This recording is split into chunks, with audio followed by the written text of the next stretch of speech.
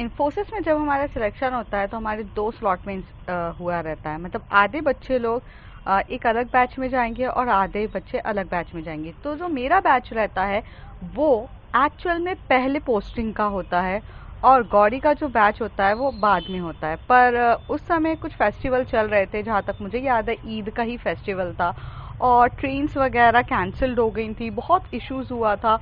तो उस चक्कर में मैंने अपनी जो पोस्टिंग थी वो बहुत वहाँ के मैनेजर से फ़ोन कर करके उनके पीछे पड़ के मैंने जो करवाया था वो एक्चुअली गौरी के स्लॉट के टाइम कराया था। गौरी के मॉम एंड डैड तो छोड़ने उसे आए थे, उसकी सिस्टर्स भी आई थी, उसका ब्रदर भी आया था, बट मुझे छोड़ने के लिए मेरी फैमिली नहीं जा पाई थी क्योंकि बहुत कुछ इश्यूज थे। मेरी जो एल्डर सिस्टर थी उनके मतलब वो बिज़ी थी अपनी जॉब पर और उनके एग्ज़ाम चल रहे थे एम टेक के। और मेरे डैड जो थे वो वो मतलब बिजनेसमैन है, तो वो बिजनेस में थोड़ा इन्वॉल्व थे और मेरी मॉम को तो खुद ही इतना आइडिया नहीं था। तो उनको लेकर जाना मतलब लाइक वो कैसे, अगर चलो उनको लेकर भी चली जाऊं तो उनको छोड़ने घर तक वापस कौन आएगा। तो काफ़ी इश्यूज थे, बट मेरा फ्रेंड्स ग्रुप था उसके साथ मैं चली गई। मेरी एक फ्रेंड थी जिसका और मेरा स्लॉट एक साथ था, तो मैंने उसके साथ डिसाइड किया, बात करी चलने के लिए। उस समय मेरे बहुत सारे दोस्तों का सिलेक्शन हुआ था, लेकिन मेरे बहुत सारे दोस्तों ने वहाँ जाने के लिए मना कर दिया था। उसका रीज़न ये था कि जब हमारे सीनियर्स का भी सिलेक्शन हुआ था तो सीनियर्स लोग भी वो जाने के लिए एग्री नहीं थे। और उस समय प्रियंका का भी मुझे कॉल आया था और प्रियंका ने भी मुझे कहा था I you going to join this. मैंने कहा हाँ, क्योंकि Infosys is nice company, I want to join it. तो कहती don't you dare to join it. उसने भी मुझे रोका था। तो मैंने उसे बोला कि आप मुझे मना क्यों कर रहे हो। तो कहती है कि कोई नहीं है future, it's just a kind of BPO, okay. वो केपीओ है और बीपीओ है, वहाँ जाकर तुम सिर्फ फंसोगी और कुछ नहीं होगा। जब उसने मुझे ये बात बोली तो मैंने कहा अरे आप तो सच कह रहे हो। और उन्होंने मुझे एक चीज़ और कही थी प्रियंका ने कि अगर आप ज्वाइन कर रहे हो तो नाइट शिफ्ट कभी भी मत लेना। तो मैंने कहा यार नाइट शिफ्ट के लिए तो मेरी फैमिली तो कभी भी एग्री नहीं होगी, और ये बात सच भी थी, मेरी फैमिली नाइट शिफ्ट के लिए कभी एग्री होती भी नहीं। तो फिर हम लोग चले जाते हैं और जहाँ गौरी और मैं वहाँ आते। मैं बहुत डरी हुई थी, बहुत ज़्यादा अलग था, क्योंकि जो वो कैंपस था वो अलग ही दुनिया थी। मैंने लाइफ में कभी ऐसी दुनिया देखी नहीं थी। मैं मिडिल क्लास फैमिली से बिलोंग करती हूँ। एक अलग लाइफस्टाइल, एक अलग ग्लैमर वर्ल्ड, पूरा वो मेरे लिए बहुत कम था। मैंने अपनी लाइफ में कभी इतना एक्सप्लोर भी नहीं किया था अपने आप को। मैं ज़्यादा तो घूमने वालों में से थी नहीं, न्यू न्यू सिटीज़ में घूमी नहीं हूँ, और घूमी भी हूँ तो मैं कभी सेल्फ अकेले नहीं घूमी हूँ। मेरे लिए मेरी बहनें हमेशा से रहती थी वेरी प्रोटेक्टिव वे में, and my both sisters are very protective nature and still she is now also very protective towards me. तो मैं घर की सबसे छोटी इंसान, मुझे ऑल टाइम प्रोटेक्ट करने के लिए मेरी पूरी फैमिली रहती थी। तो जब मैं वहाँ गई तो मैं काफ़ी डरी हुई थी। मैं अपनी अनीता को बोलती हूँ अनीता मैं बहुत ज़्यादा डरी हुई हूँ, तो अनीता मुझे कहती है कि डोंट बी यार, मैं खुद डरी हुई हूँ, मैंने भी इस टाइप का चीज़ें नहीं देखी। फिर हम धीरे धीरे गए, हम लोगों ने वहाँ के जो लोग वहाँ पर रह रहे थे उनसे बात करी, हमें रूम्स तक अलाउड हुए थे। And trust me, Infosys campus के रूम 5 स्टार होटल से कम नहीं थे और बहुत ब्यूटीफुल था, बहुत सब कुछ था। हम संडे के दिन पहुँचे थे और संडे के दिन हमने पूरा एक्सप्लोर किया अपने आप को, पूरी चीज़ें देखी। फिर मैं गौरी से भी मिली, गौरी ने भी अपना रूम बताया। तो गौरी इट्स लाइक कि तुम मेरे रूम पर आ जाओ, बट मेरा ऐसा था कि उस समय हमें एक सीनियर्स के साथ अलॉट किया गया था जो वहाँ पर पहले से ट्रेनिंग कर रहे थे, तो उनके साथ हमें अलॉट किया था, मतलब साथ में कपल नहीं थे। तो मैं अनीता के साथ, अनीता और मैं भी थोड़े अलग अलग रहे यहाँ पर है। लेकिन मेरी जो सीनियर थी वो तो आती नहीं थी क्योंकि वो गर्ल्स हॉस्टल टाइप का था। उस गर्ल्स हॉस्टल में वो अपनी फ्रेंड के साथ रात को सोने चली गई थी और मैंने तो अपने सीनियर का मुंह भी नहीं देखा था। फिर मैंने अनीता को बोला यार तू ही आ जा यार, यहीं पर रहते हैं। उस समय जो गौरी थी वो काफ़ी अकेली थी क्योंकि उसका कोई भी ज़्यादा दोस्त नहीं था, लेकिन मेरे दोस्त थे। तो मैंने गौरी को अपने रूम पर बुलाया और मैंने उसे बोला कि मुझे तुमसे कुछ ज़रूरी बात करनी है। तो गौरी कहने लगी रूम तो काफ़ी अच्छा है। मैंने कहा तुम्हारा भी ऐसे ही होगा, मैंने थोड़ी ना खुद का इंटीरियर करके डेकोरेट किया है। तो कहती है नहीं नहीं, हाँ मेरा भी ऐसी है। तो तुम्हारे साथ कौन सो रहा है आज रात को, वो मुझसे ये सवाल पूछती है। तो मैंने कहा होगी मेरी सीनियर जो इसके साथ अलॉट हुआ होगा। कहते देखो बेड कितना सॉफ्ट है ना, कितना मजा आ रहा है ना। वो बेड पे कूद रही थी तो मैं उसको बस कूदते हुए देख रही थी क्योंकि वो काफी इंजॉय कर रही थी।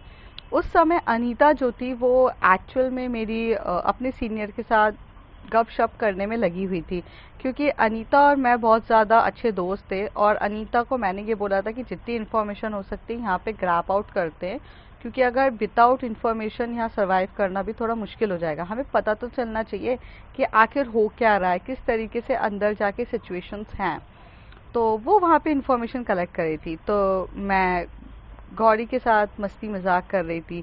हम दोनों काफ़ी क्लोज थे क्योंकि हम एक दूसरे के साथ बेड पे कूद रहे थे, एक दूसरे के हाथ पकड़े थे, टच कर रहे थे। वो बस मेरे कंधे पे सर रखकर आराम से लेटी थी और मैं उसे बाबा बोल रही थी कि क्या है। तभी वो मुझे सीधे बोलती है कि सुनो, अगर पोस्टिंग 3 जगह होनी है, पुणे, बैंगलोर और एक और जगह थी, हाँ पुणे, बैंगलोर और दिल्ली, तो तुम कहाँ लोगी? तो मैंने कहा व्हाट अबाउट पुणे? तो कहती यस, मैं भी यही सोच रही थी पुणे का, क्योंकि मेरी दीदी तो दिल्ली में मेरी दीदी तो मुंबई में रहती है, तो मुंबई और पुणे काफ़ी पास में हो जाएगा। बिल्कुल सही है, हम वही करते हैं। गौरी मेरी तरफ देख के बोलती है।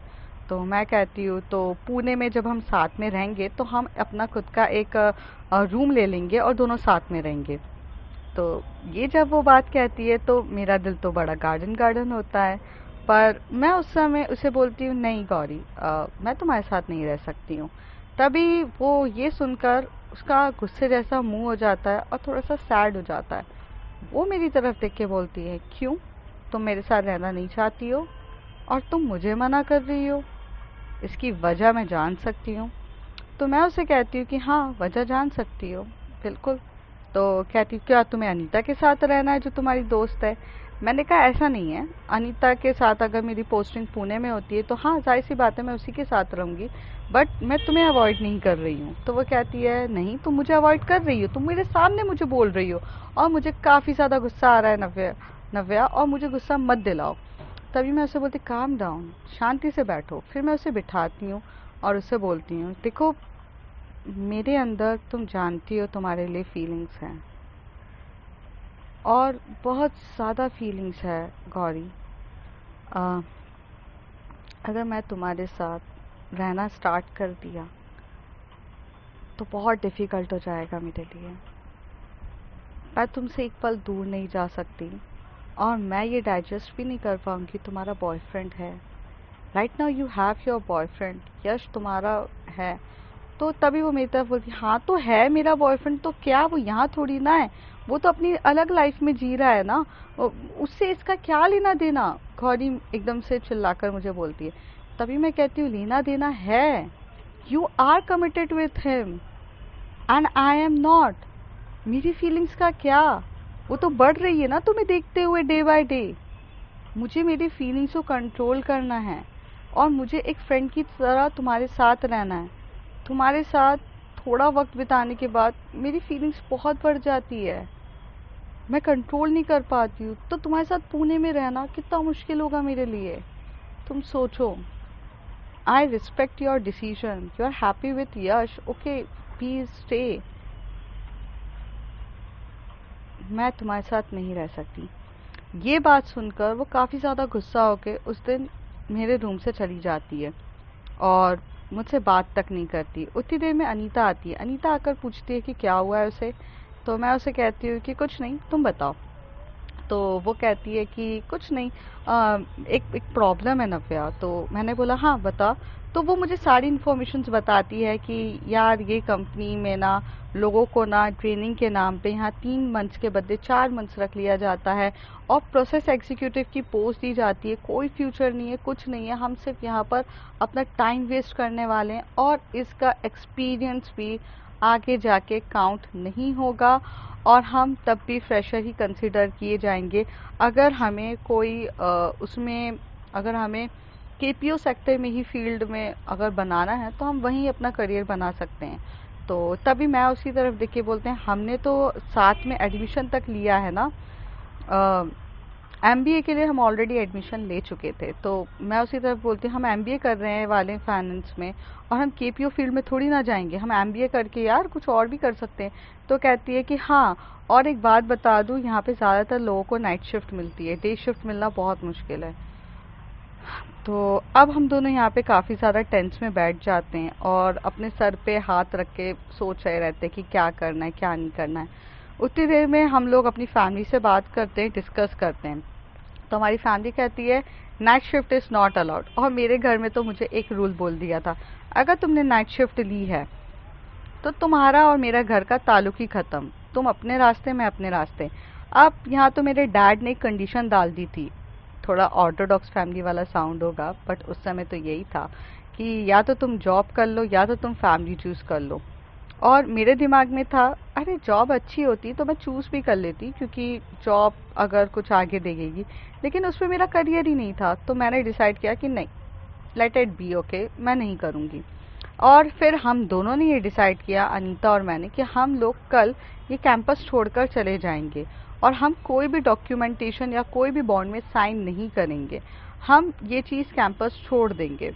बट ये चीज़ हम जैसे ही बताने के लिए मैं गौरी के पास जाती हूँ, तो गौरी इस बात के लिए एग्री नहीं करती है और वो कहती है कि मुझे इस कैंपस में रुकना है और मुझे ये जॉब करनी है, मुझे ये लाइफस्टाइल जीना है। बट मैं उसको बहुत अच्छे से समझाती हूँ, तो वो कहती नहीं। तभी अनीता कहती है तू उसे कन्विंस कर, मैं ज़रा जाती हूँ। तो वो वहाँ से चली जाती है। मैं उसे कन्विंस करने के लिए बहुत पीछे पड़ती हूँ, उसको अच्छे से बताती हूँ, क्योंकि तब तब अनीता को भी पता था कि वो मेरे लिए बहुत इम्पोर्टेंट है और मैं उसे बीच रास्ते पे नहीं छोड़ सकती हूँ। मैं उसे पीछे पड़ती हूँ, उसे बताती हूँ। फिर मुझे याद है 2015 26 जुलाई is the last day, is that day कि जहाँ पर मैंने एक कैपुचिनो पी थी उसके साथ। और वो कैपुचिनो मैंने एक ही खरीदी थी और दोनों ने स्ट्रॉ लगा के उस कैपुचिनो से पिया था थोड़ी थोड़ी देर में। और रात का टाइम था, वो मुझे बोली मुझे भूख लग रही है, तो मैंने बोला हाँ हाँ ज़रूर तुम्हें भूख लग रही है, मैं खिलाती हूँ। तो उस समय कुछ भी चालू नहीं था, क्योंकि रात के 12 बजे सिर्फ कैपुचिनो ही मिल रही थी, तो मैंने उसे कैपुचिनो पिलाई थी। और वो दिन था जहाँ हमने बहुत सारी एक दूसरे से काफ़ी अच्छे से बात करी थी। मैंने उससे पूछा था कि तुम यश के साथ खुश हो कि नहीं, तो वो काफ़ी ज़्यादा कंफ्यूज थी यश के साथ, वो खुश थी या नहीं थी मुझे नहीं पता, लेकिन उसकी बातों से तो यही चीज़ फील होती थी कि वो कंफ्यूज है। और यश एक वो लड़का था जो पढ़ाई में बिल्कुल अच्छा नहीं था, बाप के पैसे पे कूदने वालों में से था। नेचर उसका अच्छा था, लेकिन पढ़ाई में तो वो फेल ही हो जाता था। और कितनी बार तो उसकी 80 लग चुकी थी, हमें पता चलता था। मैं कहती थी कॉमर्स लेके उसकी 80 लग रही है, वो भी बी कॉम में। सीरियसली, सीरियसली यहाँ लोग राह चलते कर लेते हैं। मैंने अपना सीपीटी एग्ज़ाम तक क्लियर किया था, वो बात अलग है कि मैं अपना सीए परस्यूड नहीं कर पाई थी ड्यू टू सम रीजंस। तो मुझे ऐसा लगता था कितना पगला इंसान है और ये कहाँ इस पगले इंसान के लिए पड़ी है। मीन्स अगर मेरी क्लासमेट के लड़के इतने हैंडसम, दिखने में भी बहुत डैशिंग थे, पढ़ाई में भी अच्छे थे, और दूसरी चीज़ पैसे वाले भी थे, तो मैं सोच रही थी कि इतने सारे लड़कों में इसे यही पगला और बेवकूफ़ लड़का पसंद आया। क्योंकि और वो दिखने में भी अच्छा नहीं था, मतलब उसे देखकर तो मेरी अंदर की फीलिंग्स भी नहीं आती थी, और मैं कहती थी यही यही गौरी तुम्हारी यही चॉइस है, खुद को देखो और उसको देखो, काला और गोरे की जोड़ी दिखेगी कहीं पर भी, और लोग आकर सिर्फ यही बोलेंगे कि यही मिला। और चलो ठीक है, मतलब लुक्स देख के प्यार नहीं होता, समझ में आता, क्वालिटीज देख की होती। कौन सी क्वालिटीज उसमें अच्छी थी? हर लड़की के साथ चिपकना, हर लड़की के साथ चेप होना, ये क्वालिटीज पसंद आई थी तुम्हें? लिटरली आशु, मैं, अपूर्वा, पलक, हम लोग तो उसकी इतनी बिचिंग करते थे, क्योंकि उसके बारे में भाई हमें तो सब कुछ पता रहता था। उसके भी फ्रेंड्स ग्रुप थे उस कॉलेज में, हमारे भी थे, हमें तो सब कुछ पता था। उन दिनों मुझे आशु का फ़ोन आता है, आशु मुझे बोलते हैं कि व्हाट यू डिसाइडेड। आशु को मैं बोलती हूँ यार मैंने डिसाइड किया है कि मैं नहीं आऊँगी, तो कहती व्हाट अबाउट गौरी। मैंने कहा मैंने उसे सब कुछ बता दिया। आशु भी बोलते कि क्लियर कट सब कुछ बोल कर आ, ठीक है। और उसे भले बुरा लगेगा, मुझे पता है, तुझे ये देख के बुरा लगेगा कि उसे बुरा लग रहा है, पर यहाँ करियर का सवाल है और तेरी फैमिली का सवाल है, तो प्लीज़ इमोशनल बेवकूफ़ फूल बनकर मत आना। हर बार तू उसके लिए अपनी पूरी ख्वाहिशों को मार देती है, पर ये मत करना। तो मैंने भी बोला ठीक है। जब नेक्स्ट डे हम लोगों का टाइम होता है, दैट इज़ द 27 जुलाई 2015, उस दिन हमें बॉन्ड साइन करना था इन्फोसिस में, जिसके लिए मैं एग्री नहीं करती हूँ, पर वहाँ पर एक वेरिफिकेशन कराना रहता है। तो उस वेरिफिकेशन में अगर आप 3-4 डॉक्यूमेंट्स गायब कर दो, तो भाई वो वैसी तुम्हारी एप्लीकेशन रिजेक्ट कर देंगे और तुम्हें खुद घर डिपोर्ट कर देते हैं। लेकिन गौरी ने मुझे उस समय मैन्युपुलेट करके वो सारे डॉक्यूमेंट्स में मुझसे साइन भी करा लिए और वो सब लगा के मेरा वेरिफिकेशन भी करा लिया। फिर मुझे एक्चुअल में नाइट शिफ्ट अलॉट हो गई और मैं बोल रही हूँ कि मुझे नहीं करना है। तभी वहाँ का जो सीनियर मैनेजर होता है, वहाँ का एचआर मैनेजर, वो मुझे बोलता है कि नो, अब आपको करना पड़ेगा। मैं बहुत रोई, मैंने भीख मांगा, मैं तड़पी, मैंने बोला कि मैं नहीं कर सकती हूँ, मेरी फैमिली अलाउ नहीं करेगी, प्लीज़ प्लीज़ करो। और मैं और अनीता, हम दोनों उसी रात को 27 जुलाई हम लोग दोनों वहाँ से निकल गए। अनीता और मैं, हम दोनों के बीच में भी लड़ाइयाँ स्टार्ट हो गई थी, क्योंकि गौरी को लेकर वो ये नहीं चाहती थी कि मैं गौरी की हर बात को सुनूं। और हम दोनों के बीच में भी, क्योंकि मेरी दोस्ती भी कहीं ना कहीं मेरी मोहब्बत के चक्कर में बीच में आ गई थी और बहुत लड़ाई हो रही थी, तो अनीता भी मुझसे काफ़ी ज़्यादा गुस्सा थी।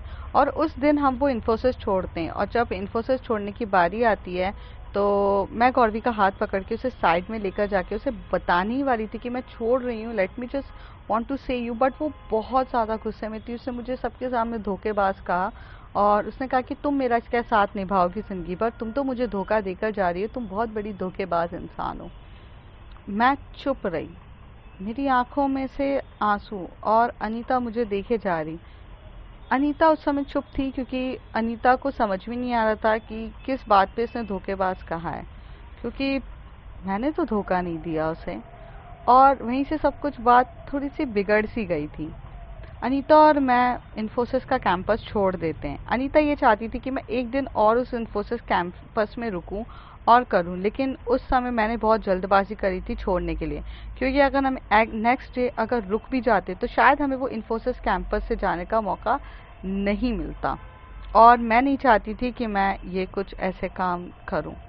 फिर हम लोग वहाँ से चले जाते हैं। जाने के बाद बैंगलोर के बाहर आ जाते हैं, वहीं होटल पे रहते हैं, स्टे करते हैं, और नेक्स्ट डे हम चले जाते हैं अपने घर की तरफ। तो जब रात के टाइम हम जब स्टे कर रहे थे, तब मैंने उसे बहुत कॉल करे थे, चीज़ें करी, फ़ोन किया, बात करने की कोशिश करी, बट उसने मेरा फ़ोन पे, वो मेरे साथ लास्ट टाइम जब हमारी कन्वर्सेशन गौरी के साथ हुई थी, तो उसने बहुत रोई थी वो मेरे साथ फ़ोन पर, और बहुत ज़्यादा, बहुत रोई। और उस दिन के बाद से उसने मेरा फ़ोन ब्लॉक किया और मेरी कुछ कन्वर्सेशन उसके साथ नहीं हुई।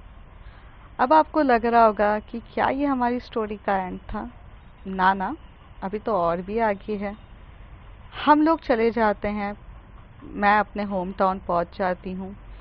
होम टाउन पहुंचने के बाद मैं बहुत रोती हूँ, क्योंकि मेरे घर वालों ने मुझे जॉब करने नहीं दिया था, क्योंकि मुझे जो जॉब करनी थी। फिर मेरी लाइफ का एक टर्निंग पॉइंट आता है, जहाँ पर मैं कैंपस में जाती हूँ और मेरा सिलेक्शन होता है और मेरी जॉब मुंबई में लग जाती है। गौरी की उस समय पोस्टिंग पुणे में हुई थी, और ये बात मुझे पता थी, क्योंकि मेरे फ्रेंड सर्कल भी तो था वहाँ पर। तो इन्फॉर्मेशन निकालने में हम काफ़ी ज़्यादा तेज थे। मैं ये सोचती थी कि कभी मैं मुंबई से पुणे जाऊं और वहाँ पर उससे मिलूं, बट पॉसिबल नहीं था। तो मैं भी अपनी लाइफ की न्यू जर्नी स्टार्ट करने के लिए चली गई।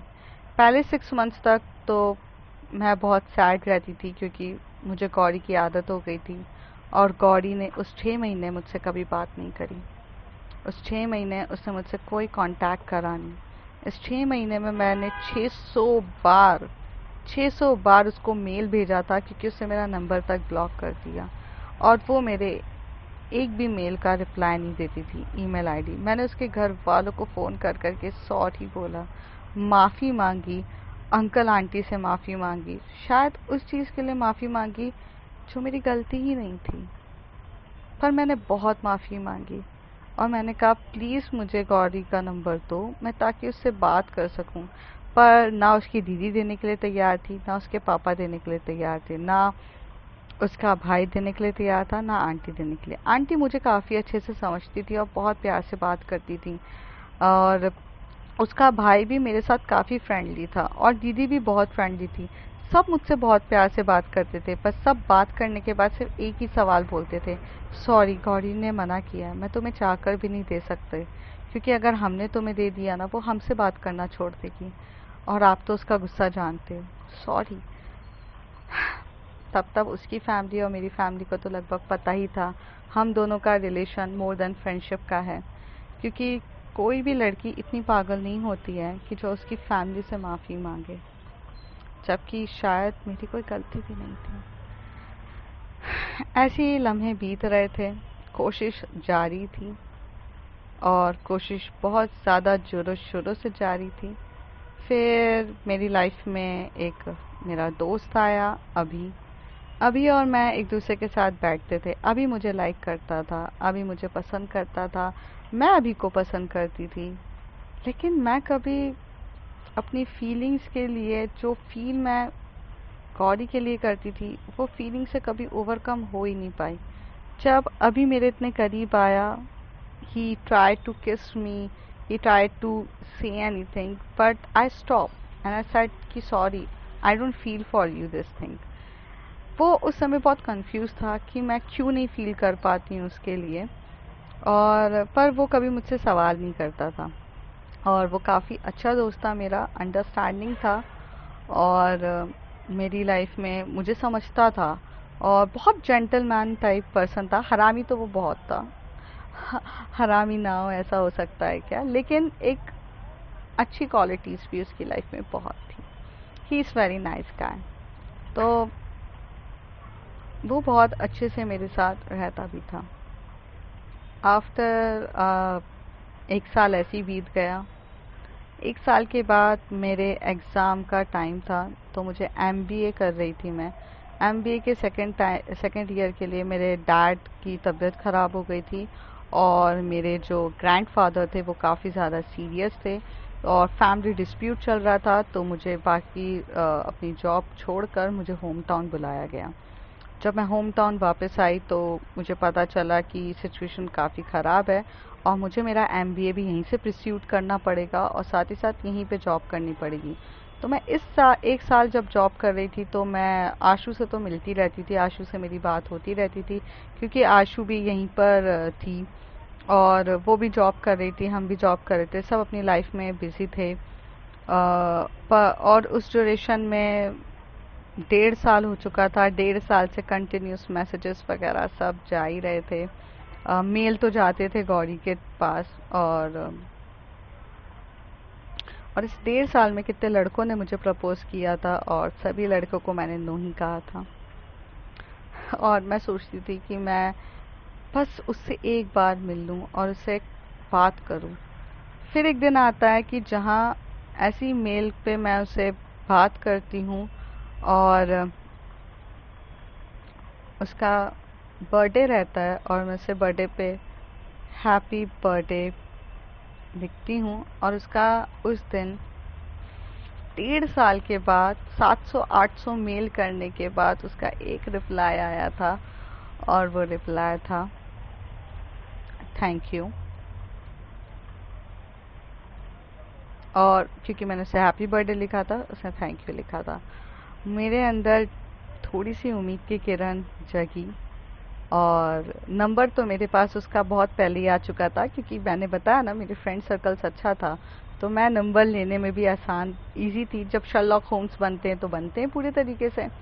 तो नंबर था। उस दिन मैं ऑफिस से निकली, एंड मैं ऑफिस में साइड में खड़े होके उसे कॉल करती हूँ, और उसे बोलती हूँ हे हे हैप्पी बर्थडे। तो वो मुझे बोलती है थैंक यू,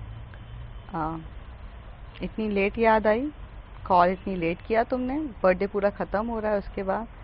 तो मैं बोलती हूँ कि वो एक्चुअल में मुझे समझ में नहीं आ रहा था कि मैं कॉल करूँ कि नहीं।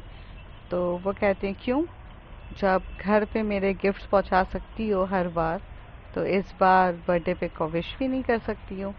तो मैंने कहा गैप बहुत हो गया है ना। तो वो कहती है सीरियसली तुम्हें लगता है गैप हो गया है? तो मैंने कहा नहीं नहीं बिल्कुल भी नहीं, ऐसा तो कुछ है नहीं।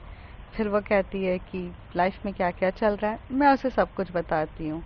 फिर वो मुझे बोलती है, हमारे बीच में नॉर्मल कन्वर्सेशन होती है, तभी मैं उसे सॉरी बोलती हूँ। I am sorry for which I do it, I am sorry मैंने तुम्हें छोड़ दिया। तो वो कहती है इट्स ओके, बट एक बात याद रखो, मैं तुम्हें माफ़ कर सकती हूँ, पर मैं तुम्हें फॉरगेट नहीं कर सकती वो चीज़ों के लिए। I will forgive you but I don't forget what is happen.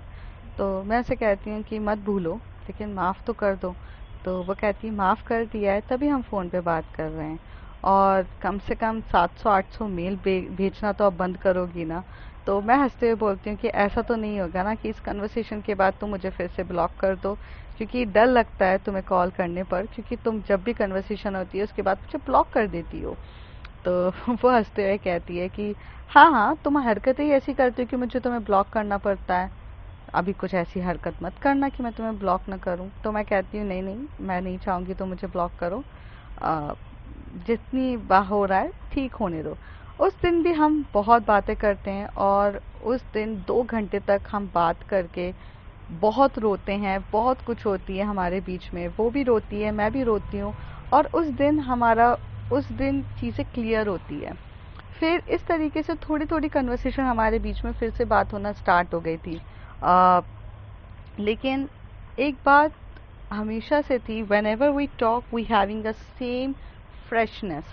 हमें कभी ऐसा लगता ही नहीं था कि हमारे बीच में 1.5 साल का गैप हो चुका है। आई मीन 1.5 साल नहीं, वो 1.25 साल का गैप था। वो फीलिंग ही नहीं आती थी, और चीज़ें बहुत अलग होने लग गई थी। मतलब समझ में ही नहीं आता था कि कैसे वो फ्रेशनेस आज भी है, और वो कैसे है हम लोगों के बीच में, मुझे आज तक समझ में नहीं आया। और अ, बहुत सी चीज़ें ऐसी थी जो हमारे बीच में चलती रहती थी। फिर मैं फिर अपनी पूरा जब मेरा एमबीए ख़त्म हुआ, तो then I go back to Mumbai, और फिर वहाँ से मैंने मुंबई में अपनी जॉब परस्यूट कर दिया। इस बीच में मुझे पता चला कि गौरी बहुत फ्लक्चुएटेड पर्सन है, उसे जॉब करना होता है तो वो करती है, नहीं करना तो नहीं करती है। तो पहले वो इन्फोसिस में थी, फिर वो आईसीआईसी में थी, और अब उसने जॉब छोड़ के वो थिएटर्स कर रही है, और वो काफ़ी अच्छी थी थिएटर्स में। उसे एनजीओ को सपोर्ट करना, चीज़ों को एक्सप्लोर करना, वो सब करती थी। अपनी लाइफ को पूरे तरीके से इंजॉय उससे सीखो, वो करती थी अपनी लाइफ में कुछ बेनिफिटेबल। मतलब वो हमारी तरह 9 से 6 वाली जॉब नहीं करती थी, वो अपनी लाइफ को अपने टर्म्स एंड कंडीशन में जीती थी। उसका मन करेगा तो वो करेगी, उसका मन नहीं करेगा तो नहीं करेगी, उसे कोई प्रेशर नहीं था। वो तो फ्री बर्ड थी, उड़ती रहती थी जब उसे जो मन करता था। ना उसे घर वाले भी उसे कोई प्रेशराइज नहीं करता था, और ना करता था। एक्चुअली वो high rich middle class family से थी, और मैं नॉर्मल मिडिल क्लास फैमिली से थी। हमारे लिए पैसा बहुत इंपॉर्टेंट होता है जनाब, अगर हम कमाएंगे नहीं तो हमारा घर कैसे चलेगा, और हमारे नखरे कौन उठाएगा, वो वाला किस्सा था। लेकिन उसके नखरे उठाने के लिए उसके डैड हमेशा से रेडी थे। चीज़ें ऐसी बहुत ब्यूटीफुल तरीके से रहती थी। अ, मेरी लाइफ में टर्निंग पॉइंट एक दिन आया जहाँ पे मेरा बर्थडे था, और मैंने उसे बोला कि तुम मुझे मेरे बर्थडे पे विश तो कर दो। तो वो कहती है कि हाँ हाँ हैप्पी बर्थडे।